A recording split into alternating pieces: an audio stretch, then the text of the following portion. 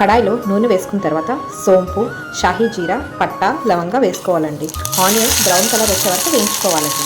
ఇది ఐరన్ కడాయిలో చేసుకోవడం వల్ల టేస్ట్ ఉన్నది చాలా బాగుంటుంది. ఆనియన్స్ ఫ్రై అయ్యే లోపల చికెన్ బ్రెస్ట్ తీసుకున్నానండి. దీన్ని చిన్న చిన్న పీసెస్ కింద కట్ చేసుకుందాం. ఫస్ట్ సాల్ట్ వేసుకొని కలుపుకుందాం. ఫ్రై అయిన ఆనియన్స్లోకి చికెన్ వేసుకుందాం. ఇలాగా కట్ చేసి పెట్టుకున్న చికెన్ని వేసుకుందాం. చికెన్ బ్రెస్ట్ పీసే కాబట్టి త్వరగా ఉడికిపోతుందండి. ఇది కూడా కొంచెం ఫ్రై చేసుకుందాం. ఫ్రై చేసుకొని ఒక 5 మినిట్స్ వదిలేద్దాం.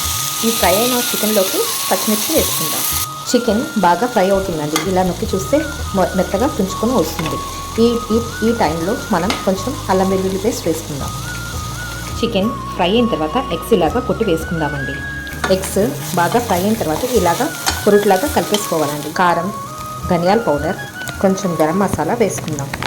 లాస్ట్లో కొత్తిమీర జల్లుకొని డిష్ అవుట్ చేసేయడమేనండి. ఎంతో టేస్టీగా ఉండే కోడి పిల్ల combination egg chicken bhurji ready.